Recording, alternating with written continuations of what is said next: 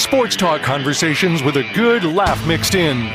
This is the Sports Talk with Thetford and Ashby podcast from Double T 97.3, presented by Cantex Roofing and Construction. I'm Mike Hebert, owner of Cantex Roofing and Construction. Every day is game day, and we'll get it right when it comes to your roofing, construction, windows, and mirrors. Call Cantex Roofing and Construction today. Together, we are one serving you. All righty, Lubbock Sports Medicine. Go to LubbockSportsMed.com. Check them out. You'll be glad you did. Orthopedic solutions for active people. They help everybody, and you'll love working with this team of doctors. I will tell you that. They're just awesome, and they would love to help you, and whatever the best thing for you is what they'll try to do. Yes, Go to sir. LubbockSportsMed.com. Real quickly, I'm going to brag on Mac Owens' baby boy, Ryan. Yeah. He's a urologist here in Lubbock, Texas, and he worked me in, and I appreciated it. And just a crackerjack. And you know what? You know, a lot of doctors wear the scrubs. Yeah. Oh, no, he's in a coat and tie and looked like he's ready to go to somebody's wedding. Oh. Yeah, he's a dapper doctor. Dapper Dr. Ryan Owen. Anyway. All right. But he's not at Lubbock Sports Med. No, I don't know how he got in that commercial either. Yeah, I just bragging on him. Lubbock Sports Station with Sports Talk with Thetford and Ashby on Double T 97.3. Tide Dry Cleaners at 4511 98th Street. That's the main location. There's also another satellite location at 19th and Quaker. Dry cleaning and laundry done right. First class, state-of-the-art equipment, and we love it. We just love using them, and they do a tremendous job. And you want to talk about somebody who did your yard or something? No, I was just sitting here thinking, no, David Lira does my yard and does a great job. Okay. Well, and that's Joel Lira's dad. Wonderful person. I was sitting over here trying to think of a way I could sidetrack you, but I didn't. I was just being quiet. Yeah, self-promotion will always do it. Good guy. Things that I got going on. Yeah. Let me tell you what I got going on. Well, I go to Tide Dry Cleaners. Yeah. Love it. Good. Actually, my wife goes, but yeah, I tell her good job. And they're thankful that she does. Yeah, good job, Terry. All right. All-American Eatery. You went out there today already? I did. I've already eaten a breakfast burrito from there. Oh, and I'm going to brag on, in a few short weeks, there's going to be All-American Sweets right next door. And we've had lots of sweets out at All-American Eatery, but cakes and pies and da-da-da-das out there. And they're going to have that. But great food. You got weekday specials every day of the week. So All-American Eatery. And speaking of eating, there's our buddy Mark Finkner. Can you hear us, Fink? You bet, guys. How are you? Good. What you doing, man? You're on a good roll. Well, I hope so. Now I will say this. The last two Saturdays I've been on with you guys, we didn't win. So we got to change that today. We'll see you later then. Why did you say that? We're going to get blamed. I just point out the facts. That's all. Just the facts, sir. We have nothing to do with it. And which shoe you put on first doesn't have anything to do with it either. Everybody blames all this stuff. What you eat does, though. Yeah. Can. Yeah. If you're on a roll, you better keep eating that chicken fry. Hey, we are. Absolutely. We looked really good. And I thought that Kennedy looked like her old self those first few innings. She was moving the ball. She was unhittable. She really was. Well, you know, guys, up high at Devon Park, you get a little bit different view of it. And obviously from the TV perspective, you could probably see it. But I felt like one of the things that helped was the fact that the umpire was giving a full strike zone. And Gary, I know you talk about that all the time. Huge difference. And it felt like that Nyjah was getting a little bit on the rise, getting it at the letters. Whereas other times in this postseason, I don't think she has, and KT either. And I think that's part of the reason why their ERAs are up a little bit here in the postseason is because they and many others, I'm not saying it's a specific Tech thing. I'm just saying in general, it feels like the strike zone since the start of the NCAAs and the regional and the super regional rounds was a lot tighter. Felt like it was more of a true zone on Thursday. And boy, if you get that, these two pitchers you got, I'll ride them to the finish line, and I think they'll get you there. I was going to say the same thing. It's not a Tech thing. They're not picking on Tech. They were just squeezing everybody the first. It was tight. It really was. Ridiculously tight. In fact, I even watched last night a little bit, and I thought There were a couple pitches, and they would just stand there and not call it, and I'd go, "Where was it? Yeah. It looked like a strike, and they didn't call it." Yeah, no doubt. I mean, you want to reward good hitters, but at the same time, you need to reward good pitching by giving that full strike zone. I just think it leads to much better play, and obviously got that. You got off to the great start. Jackie Liss with the 2-run homer right out of the chute and get you off and running. You got 2 in the next inning, and then you see how quick this offense can turn it on. You got 4 runs in the blink of an eye in the 5th inning, and suddenly it's over. Yeah, I loved it. I loved that no pressure, and we were pitching great. But I think that's one of the reasons we're seeing so many home runs this year. They've tightened the strike zone down. Well, these hitters are just waiting for the sweetness to come, and they're hitting it out of the park. If they keep this up, we're going to have to move the fences back. It is unbelievable how many home runs there's been this year. Yeah, I mean, across Division I softball, it is a record this year. I think the number's like well over 23 or 26,000 home runs this year. I mean, everybody likes a home run, but I do think that one of the things Tech was able to do in this environment, and what they've done here, is they've done a good job, obviously hitting the long ball, but also generating offense in other ways. Singles, hit by pitches a lot, and a lot, and stolen bases, doubles, twos. Yeah, well, they really hadn't had as many stolen bases, and Jerry talked about that a little bit with us on Thursday morning about the fact that in the postseason, and it's not just Tech, it's a lot of other teams have really kind of slowed that down because you're getting better catchers, better throwers, and you're not able to run quite as much in the postseason. That's been one of the adjustments that you've had to make. But especially in a game like this today, if you get the right opportunity, you may test Tennessee a little bit, although they don't allow much. They've only allowed 13 of 16 on the base paths. You've only allowed 14, and you've thrown out 10 this year on the base paths. So I don't know that we'll see much of it, but the fact that you have Maya Davis and Mia Williams that can do it, and some others, if the situation is right, you might do that. And, of course, this was the game last year where Michaela Garcia in the 1-0 game against UCLA, of course, stole home. So you get into the right situation, who knows? Who's that little left fielder that comes in there? She's fast. That's Logan Holloman. Yeah, she started some. She'll come in some. Just kind of depending on the situation there. But, yeah, you got Logan out there. You got KT out there when Nige is in the circle occasionally. I mean, you've had Desiree Spearman out there quite a bit this year. That left field spot's been not exactly a carousel of players, but you definitely have some options depending on who you have in the circle, whether you want a more offensive or a more defensive kind of lineup. Is Terry tough? She just appears to me to be tough and a competitor till the very. She just seems like she'd be rough to handle. 1,000%. She's the ultimate competitor. I mean, her and Vic Valdez on this team, do not try to pick a fight with either of them. You would lose. There is absolutely no doubt. They are just and tough, they won't back down. hard. Yeah. No, they will not back down. Not 1 inch ever. Well, you said go ahead. Well, and you just in every championship team, you need a little of that. You need some of that toughness, that edge, that chip. And this team has played with it all year long. And obviously the subplots today protect Tennessee. They run a plenty today. Yeah. Did you watch Pickens pitch from Tennessee? Did you see that game? Were you there live? I did not. I got back to the hotel, had to do a little work Thursday, so I didn't get to see it. But Margento, their first pitcher, threw 4 shutout innings, and then Texas kind of hit Pickens a little bit. So will be interesting to see. Her drop ball is really good.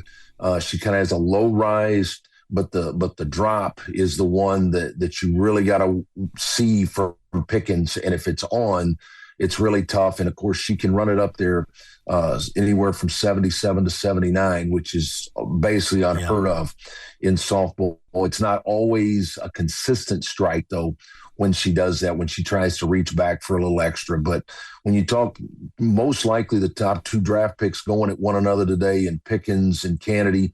I mean, you could start KT obviously today. I mean, it depends on matchups and what Coach Glasgow thinks, or we could see like they did last Sunday in Gainesville, and it won't necessarily be batter to batter, but you could see it where you switch KT and Nyjah, depending on if you make Nyjah the designated player or put her in the flex, something like that.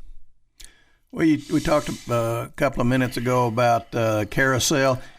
I'm amazed at how he moves people in and out of the lineup, and he does a lot of coaching. A lot of coaches make out the lineup and says, go get them, and then pats them on the back when the game's over. He didn't go about it this way. He moves people in and out and over, and I know he's got a lot of good players that he's trying probably to keep happy, and it's hard to be happy if you're sitting on the bench, but I'm just amazed at how he works the lineup. Well, and one of the other things I saw this week about, after Tech did that Sunday, Gary was, softball's got to change the rules because this is unfair that Texas Tech can have 2 pitchers come in and out. Well, it's only been that way since the beginning of the rules of the game of softball. I mean, is it Tech's fault that they utilize the rules, or is it your fault that you're ignorant and you don't know the rules and you don't have players that can go out and do those types of things? I mean, when you have 2-way players, especially like Caitlin Terry, that you can utilize in many different roles, that's not Tech's fault. That's yours if you don't understand the rules and you don't have those type players. But the rule is if you were in pitching during the inning and you left and you come back in the same inning, there's no warm-ups. You just you start.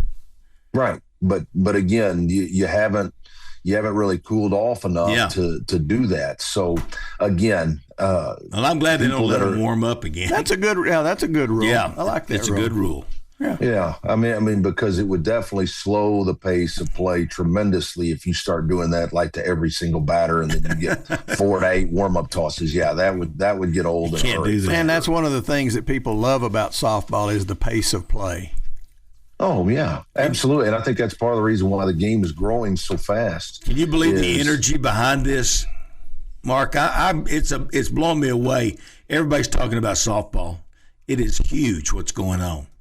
Oh, no question. I mean, the fact that, everybody loves a winner. I mean, let's face facts. Everybody loves a winner, and what Coach Glasgow has done with this team in a very short time. I mean, got you on the precipice last year, should have won it, and a chance to hopefully win this one. Although I do think the field overall this year is deeper than last year. I mean, in my opinion, last year there were several teams in my mind that I didn't really think could win it. This year, the 6 that are remaining, any of the 6 can win it, and it would not surprise me. Obviously, I hope it's Scarlet and Black, but any of the 6 that are left are more than capable and talented enough to walk out of here with the trophy. I mean, the depth in this World Series is deeper. The pitching is really good. The hitting is outstanding.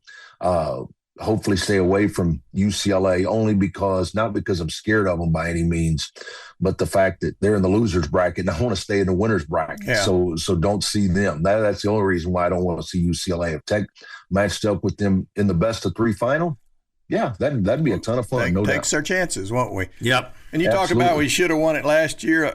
Really, a lot of times you hear that and you go, well, you could have won it. But I think we probably should have won it. But I did notice a team that was going to put a player on instead of standing and trying to throw it outside like we did last year, and we didn't do a very good job of it, is the catcher just squatted down, got on the extreme outside corner, and the pitcher just threw it a foot off the plate. And also, I bet if we put a person on this year, we do it a little bit differently. No doubt. Don't throw it over the plate to their best hitter. So anyway, well, hey, let's not go there, David. I mean, what if you start stirring that pot a little bit? You talk about hitting a batter. I know it. Yeah. Well, hey, tell us about the environment since we don't have William's dad on today. The environment when they just kept hitting her. I know we almost got one of our scrappy players you were talking about earlier almost got thrown out, and she wasn't even in the game. Valdez. Vic, yeah. But what was the environment like other than that little area down there? Was the rest of the crowd into it? Oh, yeah. The fact that they're hitting her? Oh, no. I mean, it was an amazing atmosphere last weekend. I mean, I think some of the Florida people were trying to be semi-apologetic and say, well, you got to pitch Mia in. Well, at some point, okay, the first time, to me, it felt like the first time was a message. A couple other times, maybe not. But the optics of it is what was terrible about the whole thing. And then when you hit her on the first pitch of Game 3, that's just not right. At some point, either you've got to be a better pitcher and hit your spot better, because it would have been different if Mia is one that crowds the plate. She doesn't crowd the plate. I mean, she just stands there. In fact, she's kind of toward the back of the right-handed batter's box. If if you're watching and Sync Us Up today, you can see that she doesn't crowd the plate. So to tell me that you just keep running it in, and you keep missing, at some point that stinks, and that's not right. And if you're gonna, if you don't want to pitch to her, Walker, go away. And I understand she can reach out there, but you can't just keep doing that. The optics, whether Florida meant it or not, the optics were terrible. And then of course at the end of the series, when you don't come out to shake Tech's hand, that was pretty bullshit. Well, that's almost confessing that we're not acting. Yeah, we're not acting. We right. were trying. Yeah, right. And you don't want to stir it up even more. I get that, but in the hockey playoffs and other times where you see teams really get after one another, at the end, you still shake hands. Whether you like it or not, you still shake hands, you walk away. And when Florida didn't do that, and Tim Walton, he'd gotten ejected, and then he didn't instruct his team to do that and come back on the field, yeah, that just was not right. It didn't go over well for them. I think it backfired on them. It didn't. 100%. It didn't go well. 100%. I didn't want to shake their hand either, though, Mark. Just so you know, I didn't want to shake their hand. And I mean, to say, I mean, just to be fully transparent, it's not like Tech was a bunch of angels last weekend either. I mean, but again, it was Florida that stirred the pot, and and we're going to respond. It's one of those things. It's part of sports. It just happens. But it was intense. Really it was intense, and if we shake hands, let's say that Mia, she gets confronted, something breaks out, and then she's suspended. I don't want to see that happen. Florida really wanted to get us. That's what they could have done. Come out and egg something on and get a couple of our people thrown out for 2 or 3 games. And in fact, that's good strategy for the future. Yeah, that's good strategy. Write that down, Mark. Hey, we got about 30 seconds. Right. What do you expect today? I think we're going to see low scoring. I think we're going to see really good pitching today, good defense, and just whoever has the timely play and the timely hit will make it happen. And I think it's going to be Red Raiders. Let's go. Tell everybody where they can find you and what time your pregame starts quickly. 92.3 The Hub at 1:30. We'll see you then. All right, buddy. Super, Mark. Thank you, Mark. Good job, buddy. You got it. Have a great day. Go Tech. Sports talk conversations with a good laugh mixed in. This is the Sports Talk with Thetford and Ashby podcast from Double T 97.3, presented by Cantex Roofing and Construction. Okay, let me tell you about Fuddruckers. You guys can brag on Fuddruckers. Mickey is amazing how he takes care of you on this ASCO deal. Is he the greatest? You got to hold it close, James.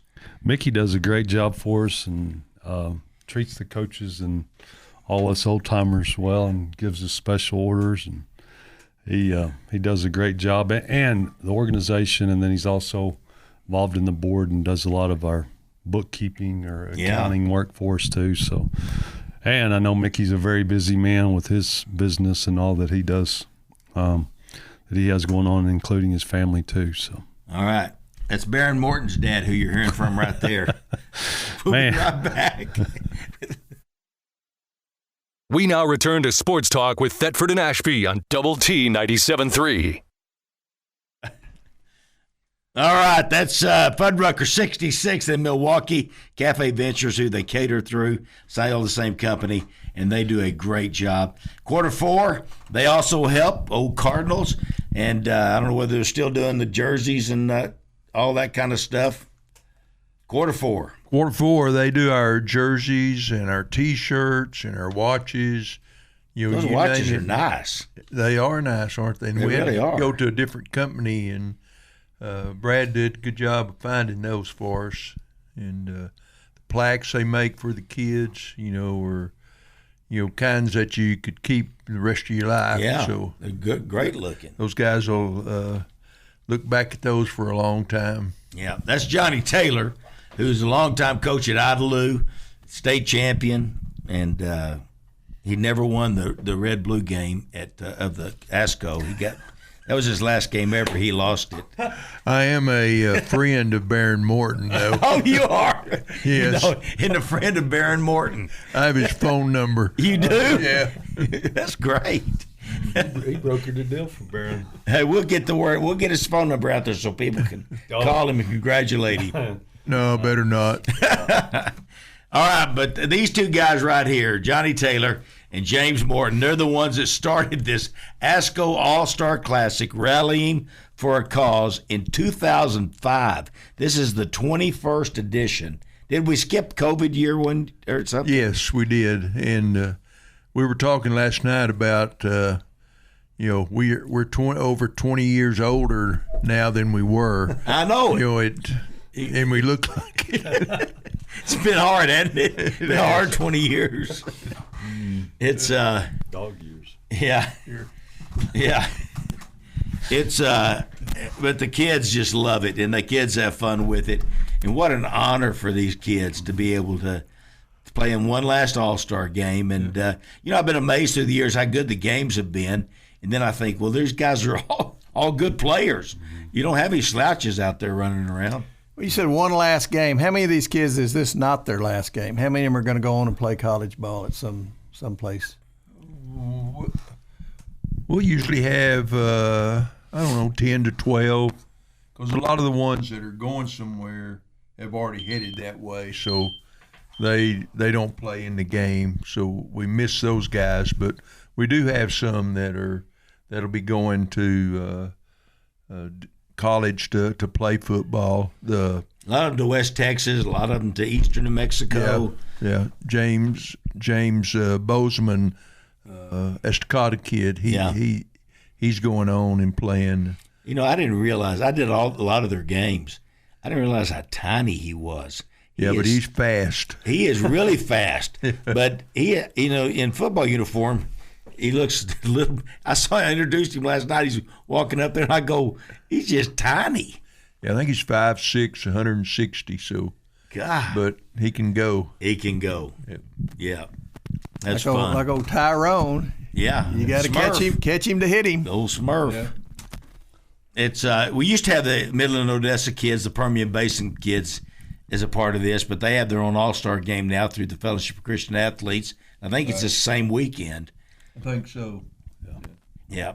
How about Abilene? Didn't we have some Abilene kids one year? No, never had. They've always had that FCA. They got their own. Mm-hmm. They've had their own deal. But Amarillo, and we're going to be on in Amarillo tonight as well. So we got and the Paladura coach, Eric Mims, is the coach of the red team. Right. And Juan Rodriguez, the Lubbock High coach, is the coach of the blue team. That is correct. And how do you divide up the teams? We have a selection committee each year. We get different coaches to do that out of the classifications, and we meet and they select players from their classification. Like we'll have a 2A guy will be, from a 2A school will be picking those people, and it works around that way, and everybody does a good job of selecting the teams and getting the right players. And you're trying to make it even, aren't you? Or are you just saying, we're trying to. If just like north of Plainview or Idalou or whatever. Right. We did that a little bit at times, but now we just, we may have a Stratford kid with a Lubbock kid, something like that. So the players are pretty mixed up. All right, how about you got two Monterey kids? Could one of them be on one team and the other one on the other team? Yes. Like Monterey, we use their facilities for workouts, so we usually put the Monterey boys over at Monterey. That worked out. Yeah, but yes, we have some players from the same school on different teams, and we have maybe a red team guy and a blue team guy. They room together. You know, get a good mixture of. They were cheering for everybody. each other last night. Yeah, they were. I think they were maybe making fun of, they were. They could have been. Yeah. How did David do at the banquet last night? Let Coach Morton. You're too nice, Coach. I'll start on. He did all right. All right. Hey, all right's not bad. I was going for all right. Yeah. Yeah, all right is so much better than I thought he was going to do. Yeah. James, what do you think? Here, let James, yeah. I'm always amazed at David because if I have to get up and talk, I mean, I don't write out my speech, but I definitely have a plan before I walk in there. And Johnny had to call him last night to make sure he was going to show up. I was on my way. We were getting kind of nervous about it, and he gets there and he says, "All right, what am I talking about? You got an outline for me?" And he rolls with it and has everybody laughing and. We had a good time. Yeah, we always have a good time. I told those guys last night, I laugh more this week when I'm here than I do the rest of the year, I think, because we all roast one another. We do. We roasted David last night, and then Horrible. He gets up there. About my stroke. There's nothing funnier than a good stroke. I know, but they just, all of them were just like making fun. Yeah. The left side wasn't working. We wanted to know if he still got to the airport to pick up Jan. I was walking in circles. Well, let me tell you this about David, though. I mean, I know he was prepared last night, even though he might have played like he wasn't. Because, I mean, it can be Lockney against Sudan girls softball on Thursday evening. And if he's doing the game, he's prepared. Yeah. He has studied the deals, and so I know good and well he is prepared. Yeah, he makes it fun, though, for sure. So we had it's always fun, those parents, and it's just kind of a cool deal for these kids to have one last hoorah and to get an honor. And they get a watch, Gary. Cardinals, it's good looking. I mean, Cardinals, Q4 does for them. And well, better a watch than a ring. My little 7-year-old grandson, there's 4 teams in the entire league, and they played the final game, and they won the league, and they got a ring. For 7-year-old, 14, it's big, and it's like his 6th ring. I mean, they just get these rings and they just pile them up. So at some point, a ring ain't going to do it for him. A watch is much better. I'm really surprised the second place team didn't get the ring. You know what? I think they did. Yeah, they must have, because my grandson got a ring and a trophy, and the other team got a second place ring. Yep. I don't know if 4th place got a ring or not, but I know 1st and 2nd did. You're right. Yeah, they got a snow cone for sure. The 4th place team did. Which really is what they wanted. That's what I told Terry. We got a snow cone, and we're darn glad to get it. And they get a ring. So. Anyway, remember, everybody was so excited to line up and get their snow cone when the game was over. Coach, can we wrap this up? Hurry up, Coach. Yeah, and the coach wants to talk for it. Always amazed when you go watch your kids play, and then the coach wants to talk to them afterwards, and he's talking, and he's watched his YouTube speech before that he's gonna. He's heard from somebody else, and he's talking the whole time, and those kids are off, and they're just waiting. Can we please break out and go get our? Y'all will like this story. And this is machine pitch, and this is Taylor who coached. And after the game, I would just go over the things they did wrong. It wouldn't take long, but anyway. But we had rules, we had discipline. You didn't just talk. And a kid named James, he just talked. I said, James, raise your hand if you got something to say. And he's standing over there, and he raises his hand. He says, Coach, I'm peeing my pants.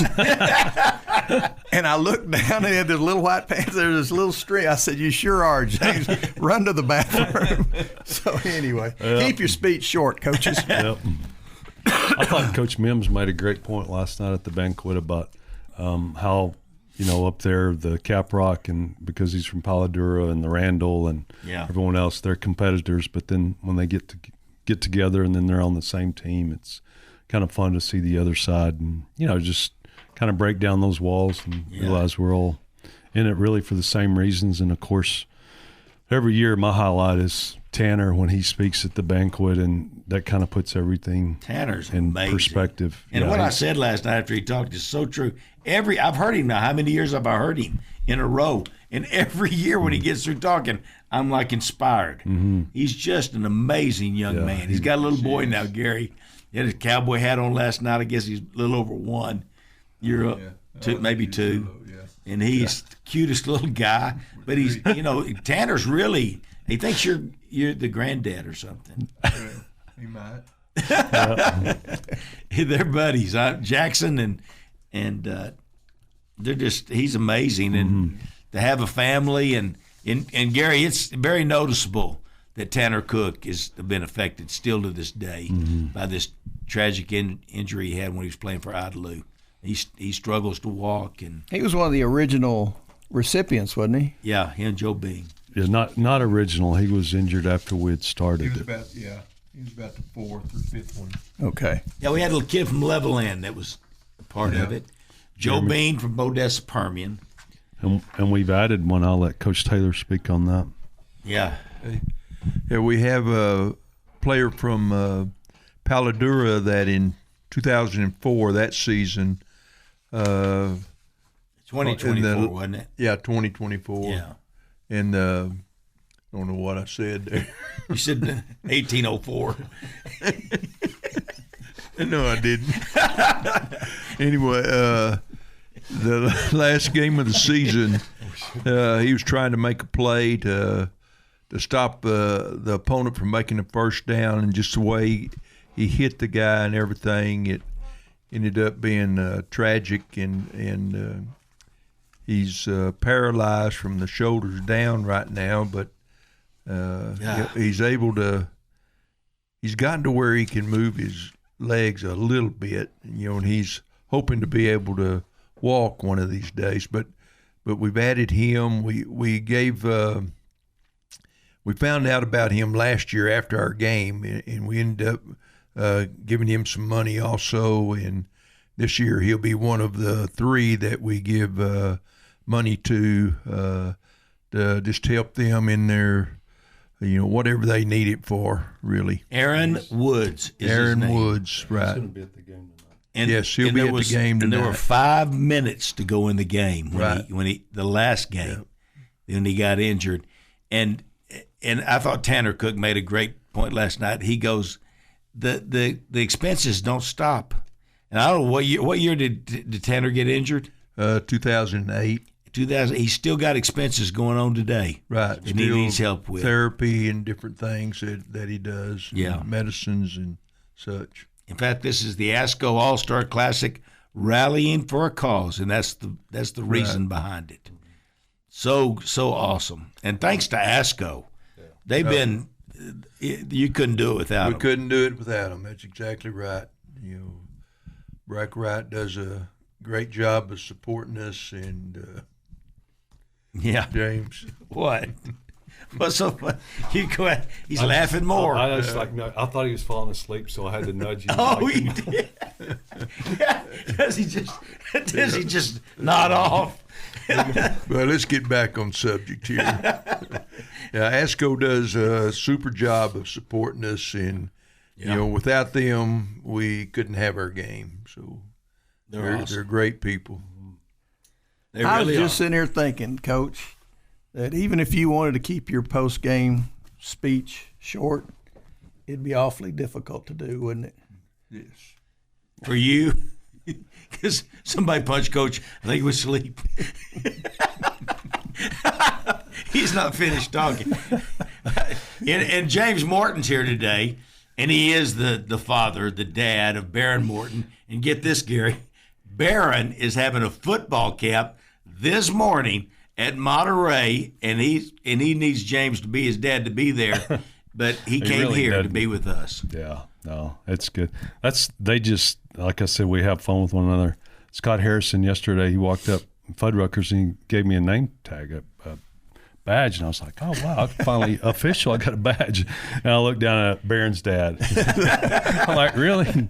So let's real quickly, let's talk about Baron real quickly, and then we'll get back to the All-Star game. But when we were going to have him on, he says, "No, I'm going to Kansas City for something, and then I'm going home for the draft." Mm-hmm. So he had and I thought, that's going to be close on getting drafted or not. He was one of those maybe maybe yay, maybe nay. Yeah. And I'm sitting there thinking, all right, are y'all getting into the 6th round? Are y'all going, or are y'all still thinking it's going to happen? Well, I mean, early on, about midpoint March, early April, we didn't think, or he didn't think it was going to happen. And then he said, I just want immediate family, no one else. And then his agent gave him more feedback. He did more official visits, which they're limited on how many they can bring in.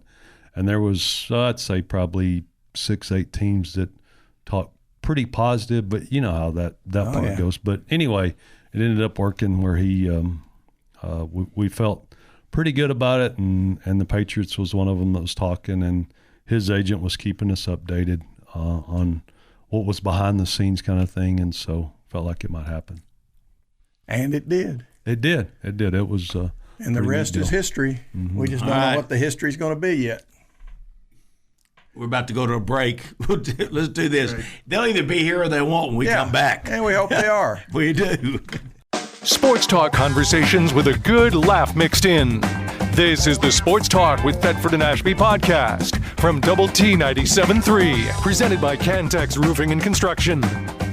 Here today, Joe Heffley, lower floor of the Citibank building. Go see him. He can give you a nice looking trim, make you look really nice. And HG Thrash Clothing Company, 2010 Broadway Avenue. Also at 82nd and Quaker, the new store. The finest men's clothing store in this part of the world is right here in Lubbock, Texas. Howard Thrash and Jeremy Hamilton. And I know y'all shop there regularly. Definitely. It's the best. It really is. They do a great job, so stop in and see them. West Texas State Bank. Now, y'all would both love this bank because it is down home. Good folks. Yeah. That's what it is. He's over at West Texas Bank. Jimmy Carmichael's there. Mm-hmm. John Grist is the owner. He's and Chris Comer. But you remember Chris was on the board. Chris was on the board. No, he was on the board of trustees here at Lubbock ISD for a while. But it's just you just walk in and you go, I love this atmosphere of this bank. All right, West Texas State Bank is at 30th and Slide, and I promise, just walk in the door and you'll go, I'm banking here. Because they do a great job. All right. James Morton's here by me. Johnny Taylor's right there by Gary. These are the gurus, the guys that put the ASCO All-Star game together. Was it called the ASCO the first year? Or was it West Texas? Yeah, West Classic. Texas Football Classic. And then ASCO came on board, and they've been with you for almost all Just of about, it. yes. It's amazing. And there are kids. How many on each roster? I didn't count them up, but There's about 32 or 33 per team. All right, let me ask Coach Morton this, and you may be this way too, Coach. Coach Morton would have the Evans Junior High team come over, and he would have them come by at the Booster Club meeting in Monterey, and he'd have them come up, and he would know every one of them's name and what they played. And I think Dave and I would both have trouble just reading them off a piece of paper and getting them all right. Did you know them really? Did you remember? But he knew. Yeah. I just thought. Yeah. Just as a coach or as a player, if somebody can call you by your name, you kind of makes you feel a little bit better. And we're not struggling, but we were wanting to build a program and build it the right way. And it's anything I think great is built with relationships, and so. Call him, hey boy, or that's one thing, but if you can call him by name, that means a lot more. Well, there's a difference between wanting to do it and thinking it's the right thing to do, and being able to do it. Right. To know all that. Because you don't see that. You don't see that. Were you good in school? You don't see that. Were you good in school? No. Are you gifted and talented? No. No. Come on, Gary. That's pretty evident. Are you special, Coach? in a different way. No, that's a gift, though. I mean, because literally. And really, I would go to the junior highs, and that was one of the things that LSD's schedule allowed me to do was to be at the junior highs, and so got to build those relationships from their 7th grade year. So I had a couple years to practice before they got to high school, and I was always asking coaches like, hey, what's his name? And it was kind of twofold, really. I don't know if they knew what I was doing, but a lot of those junior high coaches wouldn't know their junior high names players' either. name. Hey, what's his name? Oh, yeah, coach, I'm not real sure. So, but, yeah. When we were in junior high, they'd put your name on a piece of tape on the back of your helmet in big letters so that they could remember who you were. Yeah. So, and I did depth charts, and the way I learned a lot was I was always typing and doing spreadsheets, and so that helped me too, because sometimes I would remember the name just from typing, and then I would put a face to it, and so that helped me. And what's crazy is now, between Freona, Monterey, and Midland Lee, when I come to Lubbock, they're like, they'll come up to me like, "Hey, Coach, how are you?" And I'm like, it's gone, isn't it? 30 pounds heavier and beard, and then they're like, "Yeah," and we start talking. And usually I feel bad if I have to ask them their name, but sometimes I will, and then they'll tell me their name. I'm like, "Oh, yeah." And I'll tell them what junior high, I can still remember what junior high and what position they played. We actually had a kid, son, play in the game a couple of years ago, and he told me, and I was like, "Oh, yeah, you were from Atkins, and you played corner and receiver." And he's like, "Yeah, that's right." So I still have some of that. And then last night at the banquet, hope they're not listening, but last night at the banquet, a lady from Canyon came up, and she was like, "Yeah, Casey's coming tomorrow." And I was like, Casey. So good. Yeah, and I was like, "Oh," and I was like, "Freona," and I was like, "Oh, Casey Renner," and she's like, "Yeah," and their son is playing in the game from Canyon, and I was like, it's crazy. So it's fun. Here's another special thing about Coach Morton is the kids at Monterey, if you wanted to get out there and be a part of it, it didn't matter how bad you were, he would not cut you. Coach Taylor, did you do that? Oh, no. We never cut anybody. Never cut a kid. Well, they's at Idalou. They only had, We had more than you think. But hey, Gary's point, I was going to say this. One year, Coach Morton had 62 seniors on his team. Yeah. 62. Coach Odom used to give me a hard time about that, and not in a bad way, but I said, "Coach, I said, the thing is, you just got to be honest and upfront with them before the year starts, and hey, you're a backup to a backup, may get in on some special teams, but you put all this work in through off season, and we worked them really hard." I said, "You've done all that. You've earned the right." And I just think from where our world is, if we can instill some discipline in kids and help them and let them be a part of something, build some character, and a lot of them, as Coach Mims was telling us yesterday, some of the struggles he has with some of the kids at Monterey right now. That's the only structure they have. I mean, they don't, parents and. At Paladura, you mean? No, Coach Sims. I'm sorry. Oh, Sims. Yeah, Coach Coach Sims at Monterey. Yeah. He was talking to us yesterday at practice. That's good. And the cool thing, Gary, just the other day, one that's real close to Taylor reached out to me when he was going through a real tough time. And we talked for 30 minutes on the phone. And had a good talk, and then actually, and Coach Taylor has these same stories. I'm not, and really all the coaches do, but we were coming up Thursday night to get up here and reached out to one of our former players from Eastland, and he was going through a really, really tough time, and when they finish playing for you, you still have the relations, and they still want to talk and work through things in their lives. So I think that's definitely a real. Some of it's closest thing to a dad they have is their coach. Yeah, definitely. Yeah.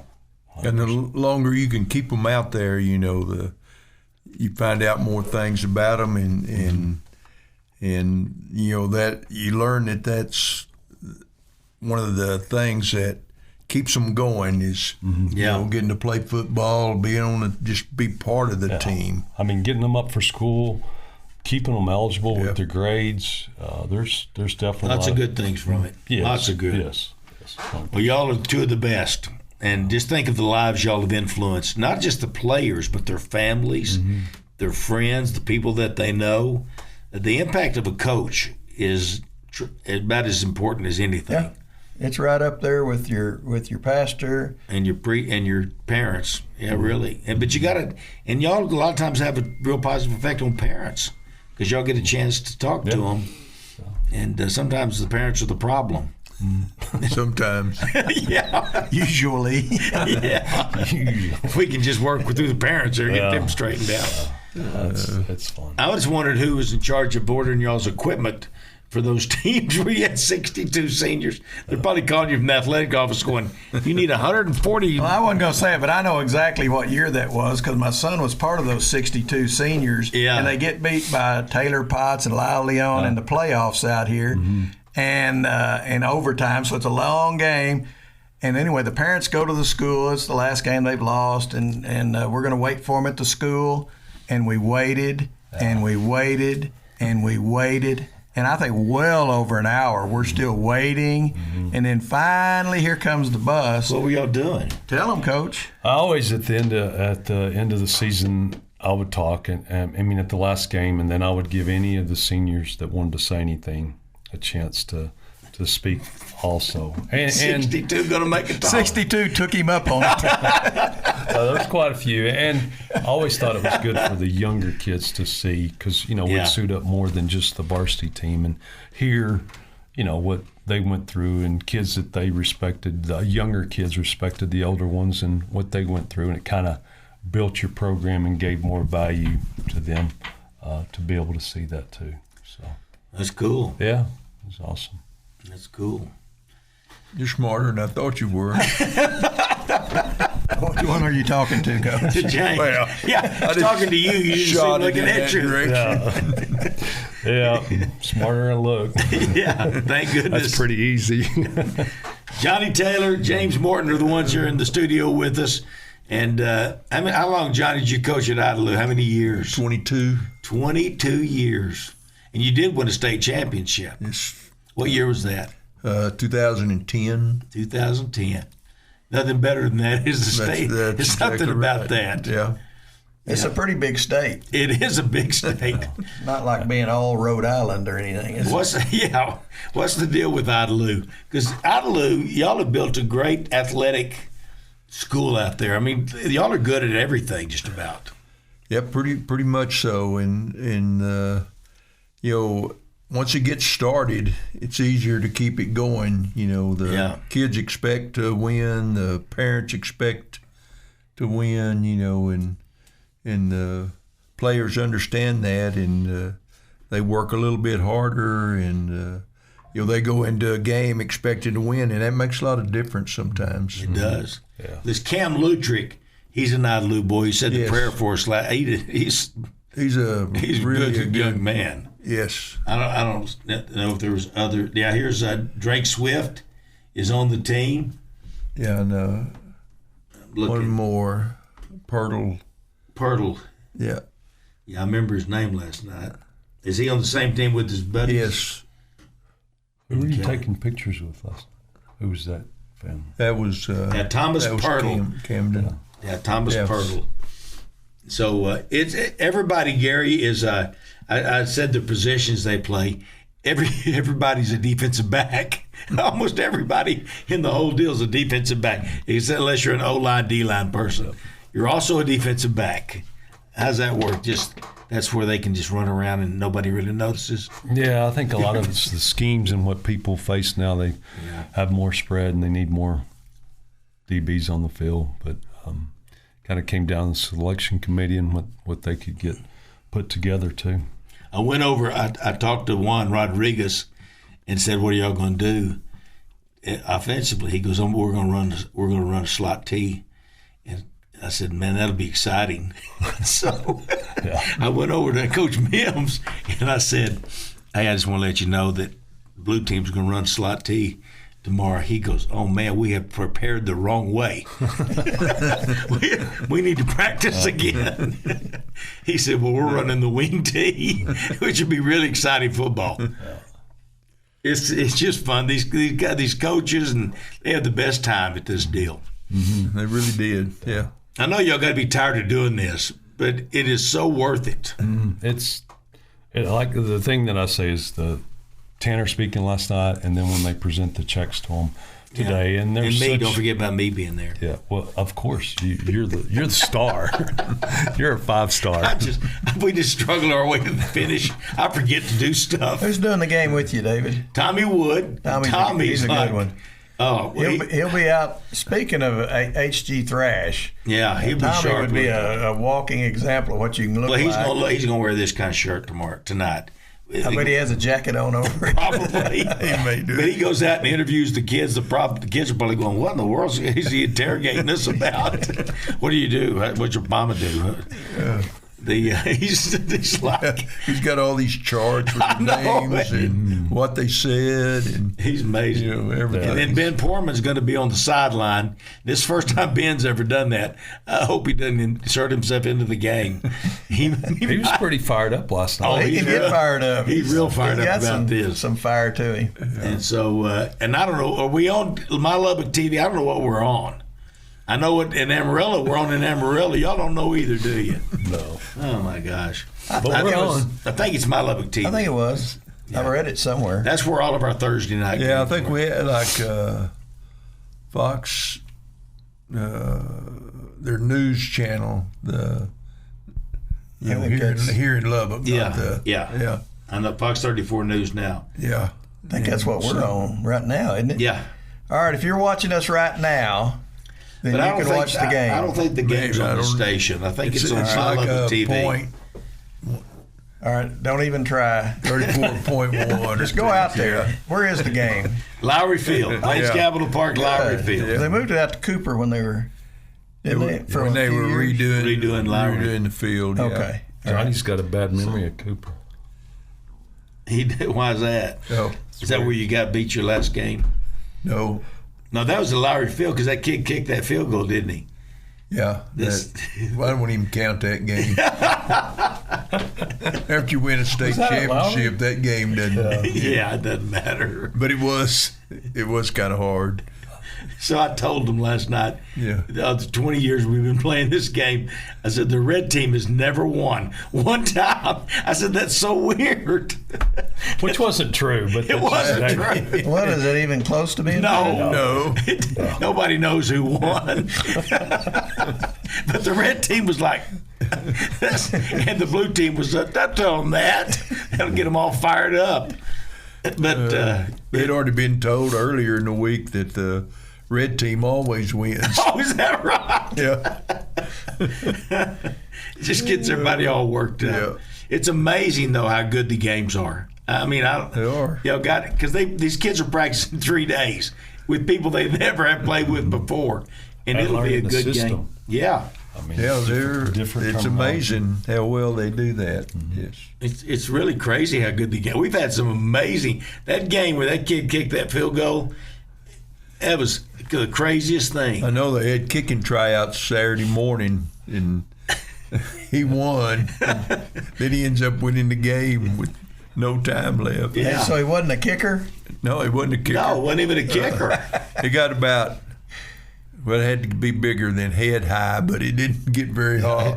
The boy went right through. It's so fun. So fun. All right, Coach believe Morton, one of the reasons you, I think, retired was to be able to spend time watching Barron and all. All right, Barron has graduated. He's moved on. Any chance, and we only have 1 minute left, any chance of you getting back into coaching? No, I don't think so. I'm enjoying it. Sounds like a yes to me. The Patriots didn't Not call. unless New England calls. They did. I told them I wasn't interested. You're not interested. No, Y'all it's, moving up there? no. Gosh, Okay. no.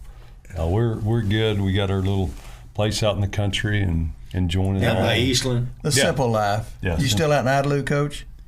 No, I live He's in a city Lubbock. boy now. Oh, you moved Yeah. to the big city. Oh. That's good. Well, we appreciate y'all coming Thank in. y'all for being here. You Thank bet. you for what you do. Well, thank for y'all having us. for It's all you amazing. And it's too late to get into Barron's camp Oh, today. oh, Yeah, just go on out Can there. they just drop by yeah, just and be in run it? on out there. Monterey High School. Monterey High School. See you guys. Good place. You've been listening to the Sports Talk with Thetford and Ashby podcast from Double T 97.3. Catch the show live Saturday mornings from 9 to noon on Double T 97.3 FM or on the Double T 97.3 mobile app.